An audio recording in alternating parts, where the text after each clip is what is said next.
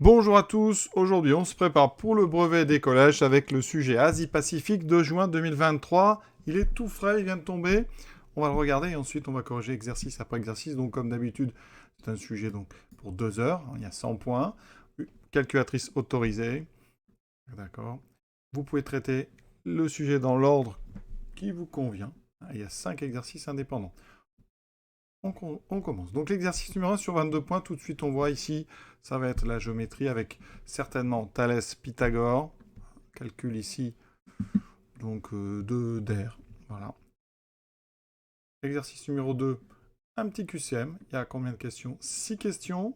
Il y a un peu de tout. Vous voyez, des transformations, des probabilités, fonctions, conversions. Ensuite, un petit peu de trigonométrie. Voilà.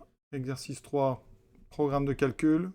Avec partie A, une partie B sur lecture graphique de fonctions, avec un petit tableur ici, une formule, vous voyez, il y a un peu de tout, c'est un sujet qui est assez complet pour l'instant. Exercice 4, on l'attendait, c'est du scratch, avec 3 blocs ici, hein, on va voir ce qu'on fait. Donc ça a l'air vraiment classique. Et ensuite, on finit par exercice 5, on va calculer des prix en fonction de données.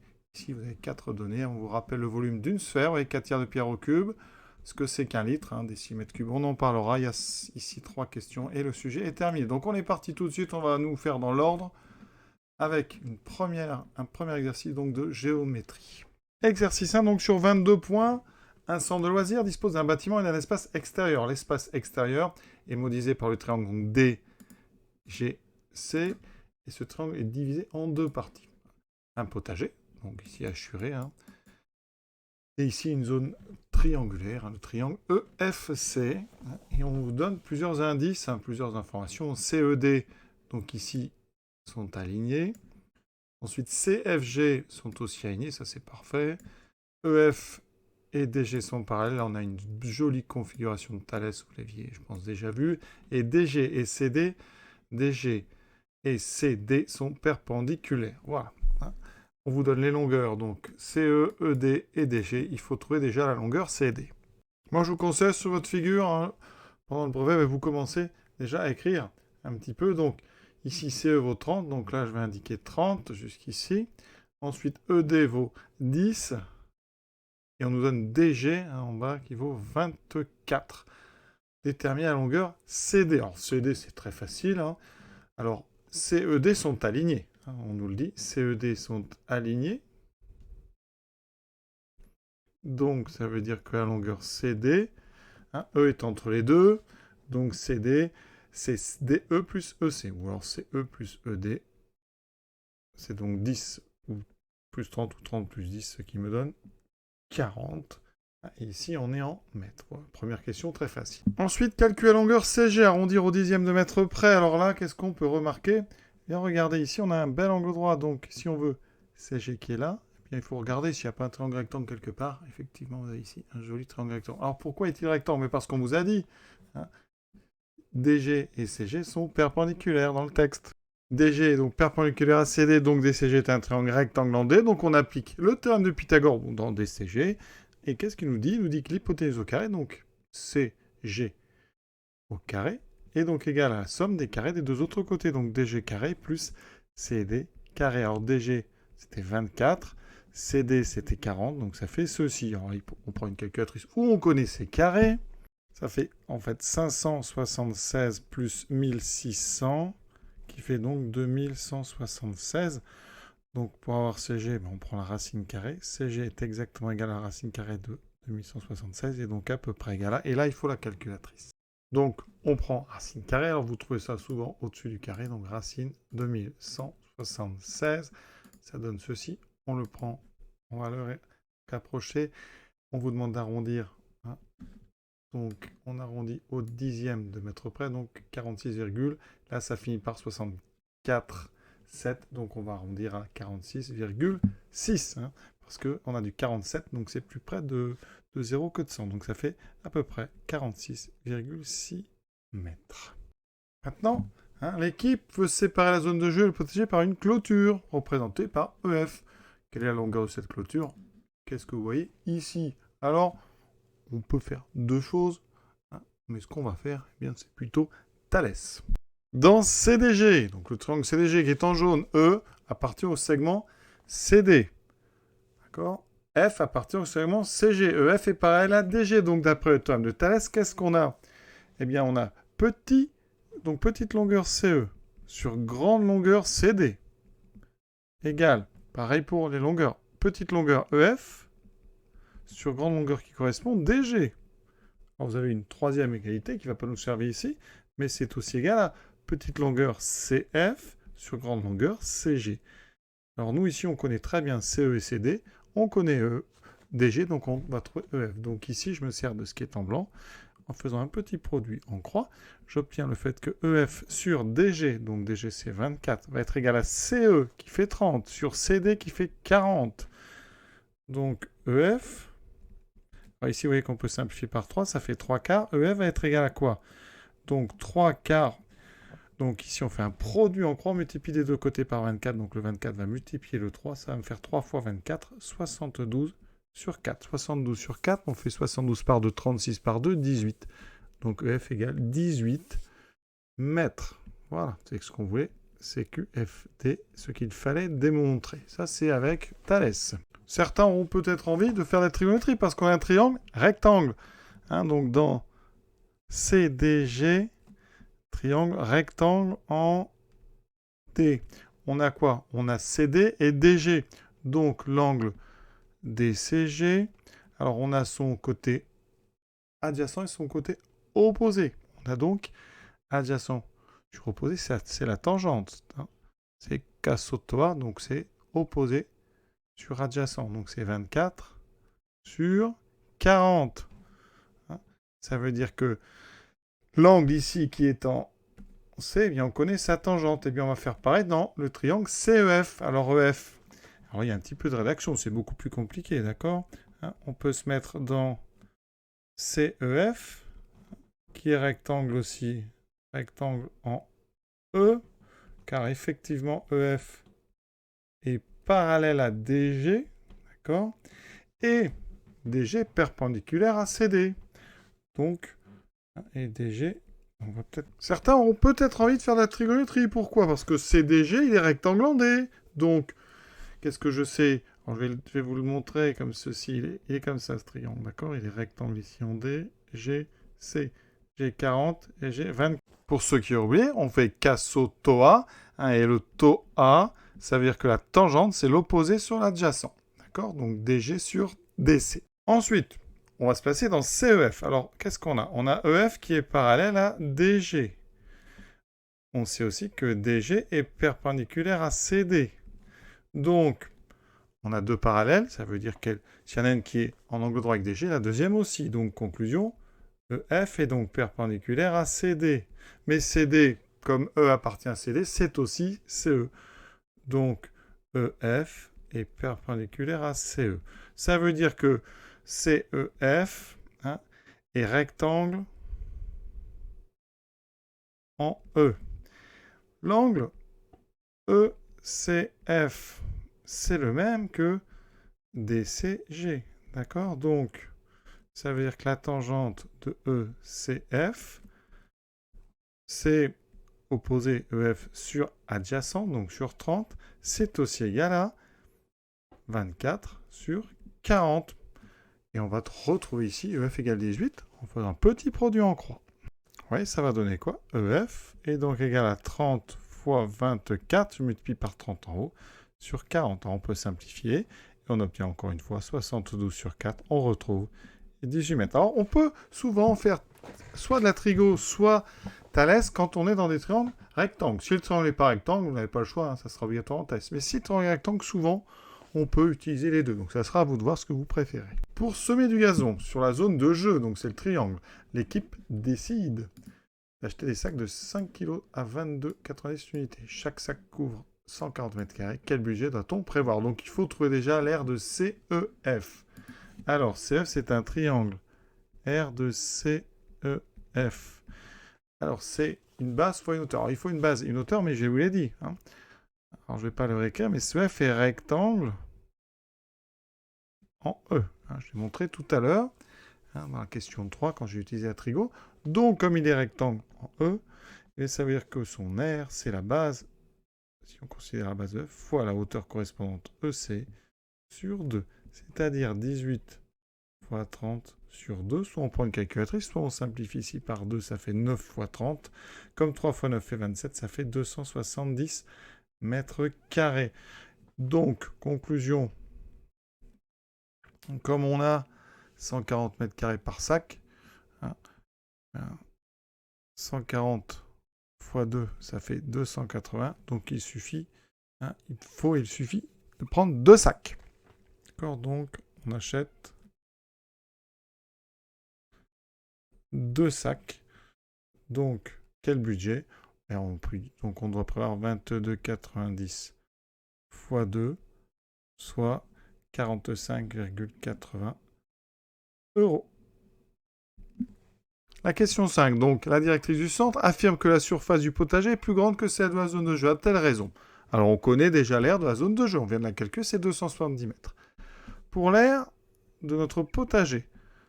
Alors, l'aire du potager, ici, c'est un trapèze, mais sinon, on peut considérer que c'est le grand triangle. Donc, c'est l'aire de DGC moins l'aire du petit triangle, moins l'aire de la zone de jeu. Donc, l'aire de CEF. Alors, DGC, c'est un triangle qui est rectangle encore. Rectangle en D. Donc, l'aire de DGC, c'est encore la base, DG, donc 24, fois la hauteur CD, 40, sur 2. On peut simplifier le 40 et le 2, ça fait 20. Il nous reste 20 fois 24, vous pouvez prendre la machine, ça fait 480 mètres carrés. Donc ici, l'aire du potager, ça sera 480 moins 270, ce qui me fait 210 mètres carrés. Donc le potager, il a une aire qui est plus petite que 270 mètres carrés, c'est-à-dire plus petite que la zone de jeu. Donc elle a tort. On aurait pu aussi faire légèrement autrement, puisque notre potager, ici c'est un trapèze rectangle. On a les côtés pareils, on a un angle droit. Donc pour l'aire d'un trapèze, eh bien on fait la grande base, donc ici c'est DG, c'est 24. La petite base c'est 18 et la hauteur ici c'est 10. Donc vous voyez que l'aire donc du potager directement, c'est l'aire d'un trapèze. Donc c'est, alors si vous connaissez la formule, petite base plus grande base, donc 24 plus 18, ce qui nous fait 42 fois la hauteur 10 divisé par 2. Ce qui me fait ici en simplifiant par 2, 21 fois 10, donc 210. Vous voyez qu'on retrouve le même nombre, et bien heureusement. Voilà, cet exercice est à présent terminé. Maintenant, on passe au deuxième. Il s'agit d'un QCM. Voici les 3 premières questions. On commence par des probabilités. Un sac de billes opaque. Donc, on ne voit pas ce qu'il y a dedans. Il contient 2 billes rouges, 3 billes vertes, 3 billes bleues. D'accord? Donc, je vais faire un petit dessin. On a donc 2 rouges. Je vais mettre 2 R, 3 vertes, 3 bleues. On a donc 8 billes au total. Les billes, évidemment, on ne peut pas savoir laquelle on pioche si on va en piocher une au hasard dans le sac. La probabilité d'obtenir une rouge, c'est très simple. Probabilité de rouge, c'est donc le nombre de cas favorables, c'est-à-dire le nombre de rouges, 2 sur nombre total, c'est-à-dire 8. 2 sur 8, on simplifie, ça fait 1 sur 4. La bonne réponse, c'est donc la réponse B. Il n'y a qu'une seule bonne réponse, ce QCM. Donc si vous en envoyez une qui est bonne, on ne regarde même pas les autres. Deuxième question. Je souhaite augmenter un prix de 25%. Par quel coefficient dois-je multiplier ce prix? Bon, ça, c'est du cours. Hein. Si on doit ajouter donc 25%, déjà, il ne faut pas multiplier par un nombre qui est plus petit que 1. Si vous multipliez par un nombre qui est plus petit que 1, vous diminuez la quantité. Donc déjà, ça élimine le 0,25 et le 0,75. Hein, parce que si vous partez par exemple d'un prix de 100 € de départ, que vous multipliez par 0,25, ça fera plus que 25. Donc ça a baissé. Si vous multipliez par 0,75, il vous restera 75, ça a baissé aussi. Donc ça n'est ni l'un ni l'autre. Effectivement, c'est la réponse 1. Alors le cours là-dessus, qu'est-ce qu'il dit? Augmenter de t% correspond à multiplier par 1 plus t sur 100. Donc ici, 1 plus 25 sur 100. On calcule d'abord 25 sur 100. Ça fait 0,25. Ensuite, on additionne. Ça fait effectivement 1,25. Donc pensez bien que quand on multiplie par un nombre qui est entre 0 et 1, ça diminue. Donc là, ça élimine facilement la B et la C. Question classique de transformation. Le triangle 2 est l'image de 1 par une transformation. Alors vous voyez ici, hein, on reconnaît tout de suite une homothétie. Hein. On a donc ce point-là qui devient celui-ci, ce point-là qui devient celui-ci, ce point-là qui devient celui-ci. À chaque fois, les points sont alignés avec D, vous voyez. Et donc, on est sur une homothétie. Par contre, les longueurs ont changé. Ici, on avait un côté de longueur 2. Maintenant, on a un côté de longueur 6. Donc, les longueurs ont été multipliées par 3. Donc, on a une homothétie de centre D, de rapport. Alors ici, l'image est plus loin. Donc, c'est un rapport positif. D'accord ? Donc, on a une homothétie de centre D de rapport 3. Quand on a une homothétie de rapport négatif, regardez ce que ça donne. Ici, si on avait un triangle 1 ici, eh bien son image se retrouvait de l'autre côté. Se retrouvait plus grande, mais par ici. Je vois à peu près ce genre de choses. Et elle serait inversée. D'accord ? Donc ici, il n'y a pas du tout inversion. Donc, on est sur une homothétie rapport positif et on a un grossissement évident. Voilà, ça n'est pas du tout une translation, les tailles changent, donc vous pouvez éliminer facilement la translation. Donc ça, c'est le genre de question assez facile, d'autant plus que vous n'avez pas à justifier. Question 4, une fonction dont l'expression c'est moins 9 moins 7x. Ça s'appelle une fonction. Alors, le cours, qu'est-ce qu'il dit? Eh bien, les fonctions affines, c'est les fonctions dont l'expression peut se mettre sous la forme ax plus b. D'accord?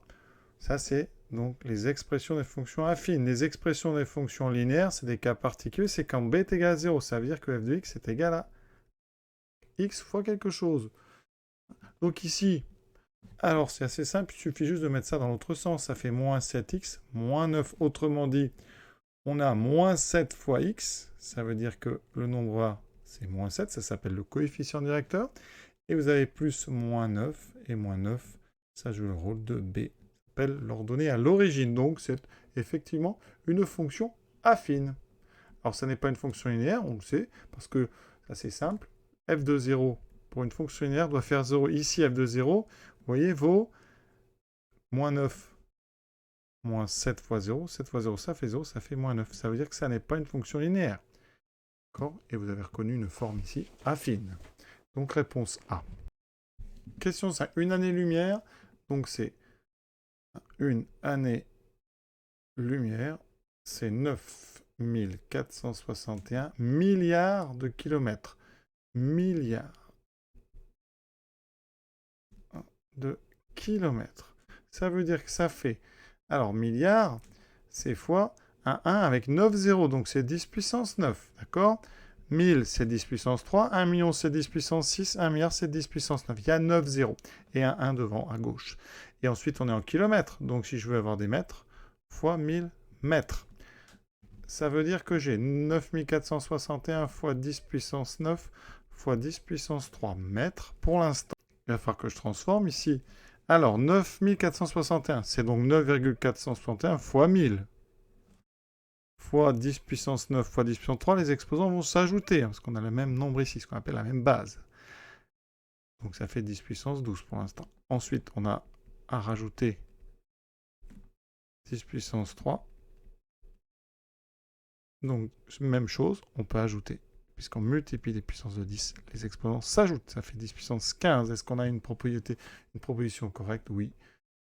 C'est la réponse A. Sixième question de la trigonométrie. On est effectivement dans un triangle rectangle en A. Donc, je vais pouvoir faire la trigonométrie, le fameux SOHCAHTOA ou CASOTOA. Ici, j'ai l'angle qui est en B. Donc, cet angle de 30 degrés. Qu'est-ce qu'on peut dire dessus? Alors, si on fait le SOA, c'est-à-dire le sinus de 30 degrés,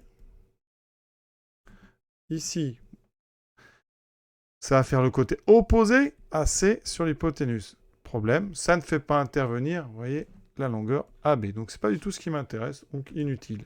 Donc, je vais aller chercher du côté du cosinus. Cosinus 30 degrés, alors, on aurait pu s'en douter parce que le cosinus 30 degrés, ça apparaît, vous voyez, dans deux propositions. Donc, ça n'est pas bonne. Ici, cos 30 degrés, c'est donc le cas adjacent sur hypoténuse. Donc, adjacent, c'est AB sur l'hypoténuse qui fait 5. Donc, si je fais un petit produit en multipliant par 5 des deux côtés, je trouve que AB, c'est 5 fois le cosinus de 30 degrés. Et donc, conclusion, c'est la réponse B. Et on a terminé ce QCM. On passe à l'exercice 3, 20 points, problème de calcul. Donc, ici, vous avez la procédure Et donc, on va vous demander ici si 3 est le nombre de départ. Donc, on va regarder, calculer le carré de ce nombre, puis multiplier par 5, ajouter 4, multiplier par 2, enlever 8. C'est assez simple. Donc, première question, si on prend 3, on va y aller tranquillement. Nombre de départ, premièrement, on calcule le carré. Donc, ça fera 9. On multiplie par 5. Donc, ici, on va mettre carré. Ici, fois 5, 5 fois 9, 45. Ensuite, on ajoute 4, ça fait 49. On multiplie par 2, 49 fois 2, 98. Et on enlève 8, qui fait 90. Donc, c'est bon.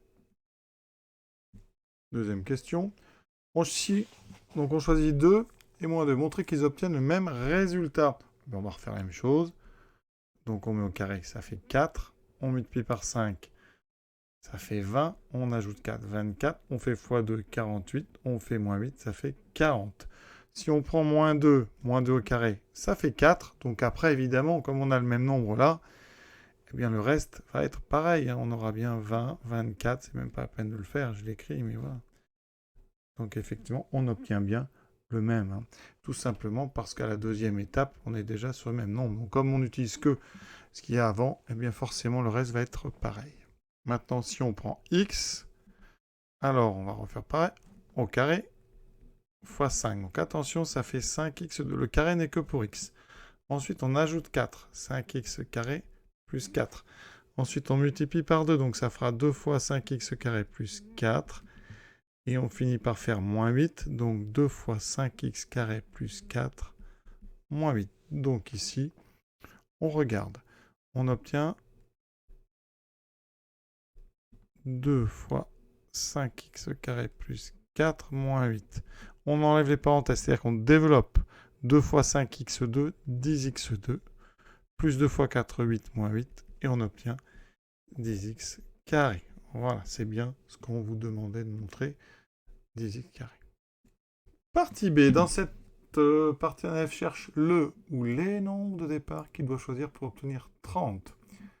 Donc on représente, on a vu que quand on mettait x, on obtenait 10 carré, donc on représente la courbe de 10x carré. Alors je vous le dis, ça s'appelle une parabole, vous verrez ça en seconde. À l'aide du graphique, trouvez les antécédents de 30, une valeur approchée. Donc ici, on va placer 30 sur l'axe vertical. Donc 30, c'est donc le résultat qu'on a obtenu. On va aller chercher quels sont les points qui vont arriver là. Pour ça, on va aller chercher les antécédents de 30. On trace donc l'horizontale. On repère les points d'intersection. Alors il y en a deux. Parce qu'il y a aussi le côté gauche, il ne faut pas oublier. Une fois qu'on a ça, il faut envoyer ça sur l'axe horizontal. Et on arrive à peu près là. Et ici, on arrive à peu près là. On vous demande des valeurs approchées. Donc, qu'est-ce qu'on peut proposer? Donc, alors, 1, alors on est après 1,7, donc on peut proposer par exemple 1, je sais pas moi, 75. On peut mettre 1,7 et à peu près, sinon de l'autre côté, ça a l'air symétrique, donc à peu près moins 1,7. Si vous avez répondu à 75, ça sera correct. Question 5. L'élève souhaite trouver une valeur plus précise de l'antécédent positif. Donc vous voyez qu'on en a trouvé deux, à peu près 1,7 et à peu près moins 1,7. Donc là, on veut retrouver le 1,7. Pour ça, il utilise une feuille de calcul. Nombre de départ, résultat. Quelle formule a-t-il pu rentrer? Alors je vous rappelle que f de x, c'est 10x carré. Le x est dans la colonne A. Donc ici, qu'est-ce qu'on doit mettre? On doit écrire donc, déjà un égal, c'est important, 10 multiplié par x carré. Le x, vous le cherchez dans la case A2, donc 10 A2. Et ici, on va mettre, donc le A2, pardon, on ne va pas l'écrire comme ça, c'est 10 A2. Et ici, on met au carré. Donc ça donne ceci. Égale 10 fois la cellule A2 au carré. Et après, on les tire vers le bas. Donc ça, c'est la réponse petit a. Dans le tableau, quel est le nombre qui donne un résultat le plus proche de 30? Donc, eh bien, ici, on regarde, alors 30, on est dans cette zone-là, vous voyez. Lequel est le plus proche de 30? Eh bien, c'est le 29,929. On est à 0,71, alors que là, on est à 0,276. Donc, c'est le 1,73. Donc, c'est réponse. Donc, B, c'est 1,73. Donc nous, on avait 1,7 à peu près. Maintenant, on a précisé C, encore plus près de 1,73. Et on va maintenant chercher la valeur exacte. Pour ça, qu'est-ce qu'il faut résoudre? Eh bien, on doit chercher, on résout avec un T, on résout f de x égale 30. Donc, on résout 10x carré égale 30. En divisant par 10, on résout donc x carré égale 3.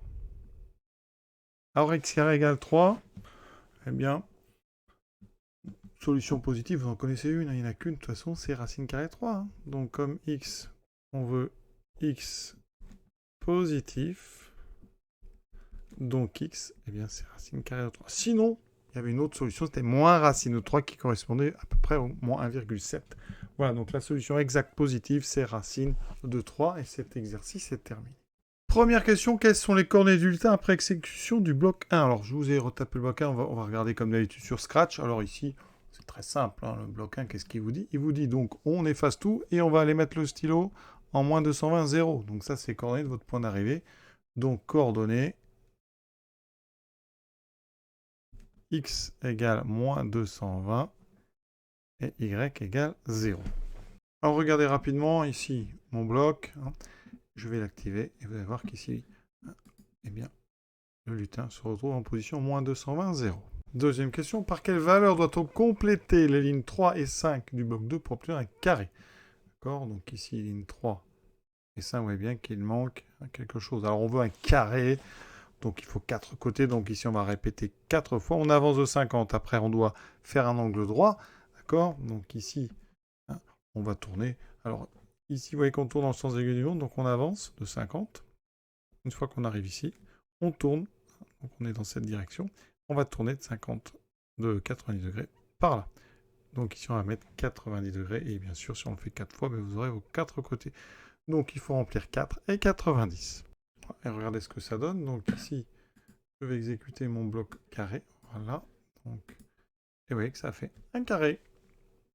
Une petite remarque, on aurait pu aussi tourner de 270 degrés. Vous voyez, ça fait aussi un carré. Alors, regardez, c'est pas le même. Si je mets 270 au lieu de... Donc 90, regardez, si je fais suite 90, il est en dessous, alors que l'autre s'est fait au-dessus. Donc il y avait deux réponses possibles. Hein. C'était donc soit 90, soit 270. Question 3. Construire ce que dessine le lutin lorsque le bloc 3 est utilisé. On prend 1 cm pour 20 pas. Alors ici, qu'est-ce qu'on fait? On va répéter 2 fois quelque chose. Donc on se met en position d'écriture, d'accord? Donc quelque part, voilà. On va avancer de 100 pas. Donc 100 pas, ça fait donc 5 fois 20 pas. Donc ici, on va avancer de 5 cm. D'accord? Dans la direction ici. Ensuite, on tourne de 90 degrés, donc dans le sens ici des aiguilles d'une montre. Donc on va tourner par là et on va avancer de 50. 50 pas, c'est donc 2 cm et demi. Ça fait 20 plus 10 pas. Ensuite, on retourne, donc on va être par là. Et on va refaire une deuxième fois notre bloc. Et donc, on va réavancer de 5 cm, donc de 100 pas. On va tourner dans le sens aiguille d'une montre. Donc, on est par là, on va se retrouver par ici. Et on fait 2,5 cm. Ensuite, on se réoriente et on est en fait vers la droite. Donc, on obtient un rectangle de côté 5 et 2,5. On regarde tout de suite sur Scratch. Voilà, mon triangle ici. Quatrième question, l'élève souhaite réaliser les deux frises ci-dessous. Elle rédige le script ci-contre. Indiquer le numéro de la frise qu'elle va obtenir lorsque le drapeau vert est cliqué. Donc, vous voyez, donc elle va répéter 3 fois. Un carré, on avance, puis un rectangle. Donc là, ça va faire carré, rectangle, carré, ça alterne. C'est donc évidemment la frise 1. Donc c'est vraiment très très simple. Donc c'est la 1. Écrire un script permettant de réaliser la frise qui n'a pas été obtenue. Donc d'abord, je vais regarder sur Scratch cette frise 1. Regardez, je vais tout rentrer. On exécute, effectivement, on a cette frise-là. Voici ce que je vous propose. Donc il nous faut 3 carrés, 3 rectangles. Donc c'est très simple. Hein. On va faire donc 3 fois carré et ensuite 3 fois rectangle en avançant à chaque fois évidemment pour pouvoir se décaler correctement. On regarde ça sur Scratch. Regardez. Hop. Voilà, on a bien nos 3 carrés. Nos 3 rectangles. On a terminé donc cet exercice donc sur Scratch. Et on est Sur le dernier exercice, donc 24 points, marchand de glace. Alors, quelques infos, on verra au fur et à mesure. Donc, vous avez le prix de vente des pots de glace, une boule de boule, dimension de la cuillère. Donc, il va y avoir un calcul de volume. Nombre de pots de glace vendus par semaine, par mois, ici. Et rappel, volume d'une boule. Ça servira certainement pour avec la cuillère à glace, là. Et on rappelle ce que c'est qu'un litre. Donc, quelques nombre moyen de pots de glace vendus par semaine au cours de la période de juillet à août 2022. Ça, c'est des statistiques, calcul de moyenne. Pour faire ça, on va ajouter, hein, donc nombre moyen, on va l'appeler donc nombre moyen. On va ajouter tous les nombres qui sont dans le tableau, les 8, et on va diviser par le nombre de, c'est-à-dire 8. Donc, nombre de pots par mois, et on divise par le nombre de mois. Donc on fait 453 plus 649 plus 786 plus 854 plus le mois d'août 860 plus 1003 plus 957 plus 838. Calculatrice. On trouve la somme 6400 divisé par 8, ce qui me fait 800. Non moyen, donc c'est exactement 800. Question 2. Parmi tous les pots de glace vendus au cours de cette période, donc il y en a, on a compté, hein, il y en avait combien?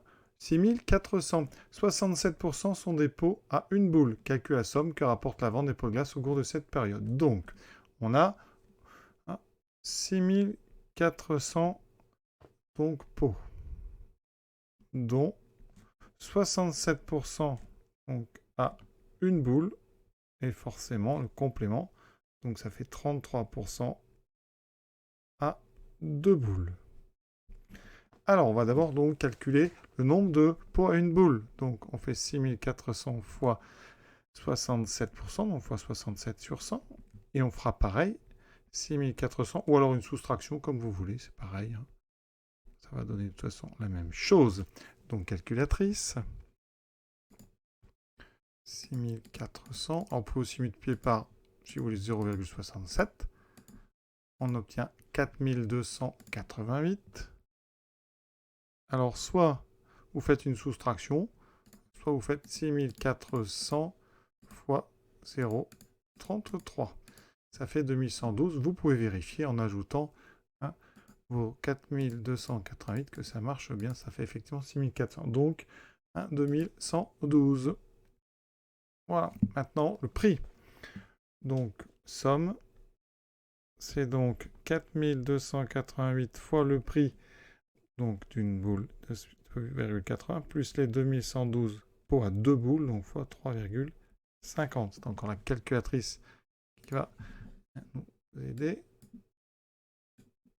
Donc voilà, où est-ce que je vais la mettre? Donc 4288 fois 2,8 plus 2112 fois 3,50. On obtient ceci. Donc 19 398,4. On vérifie quand même qu'on ne s'est pas trompé. 2112 fois 3,50. Troisième question maintenant, calcul de volume. On modélise donc les boules de glace réalisées avec la cuillère. Donc la cuillère, hein, on voit bien que c'est une demi-sphère. Hein, et on a donc des boules de 4,2 cm de diamètre. Hein, donc grâce à cette demi-sphère, évidemment, vous allez faire une sphère entière. Hein. Donc, ce n'est pas le volume de la cuillère qu'il faut calculer, c'est le volume vraiment d'une boule.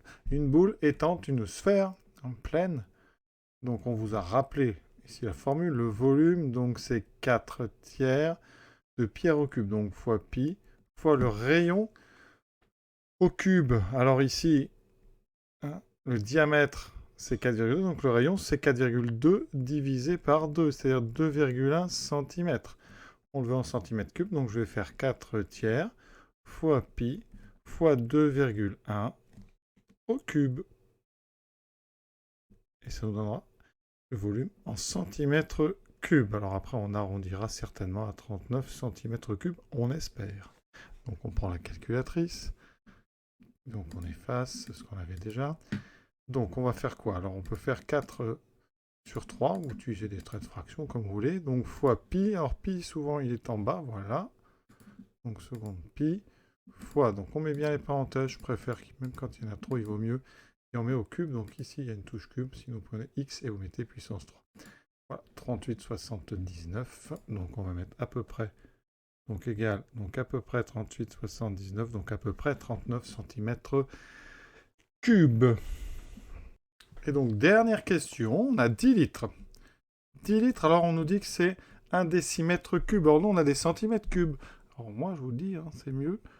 1 décimètre cube, c'est pour vous donner un indice.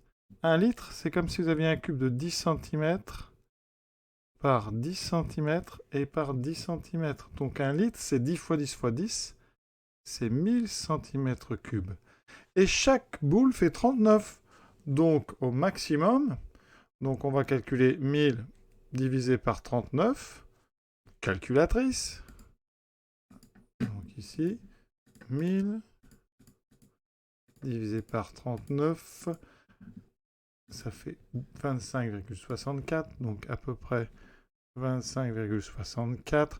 Donc, on peut faire au maximum 25 boules. Il vous restera 64% d'une boule. Voilà.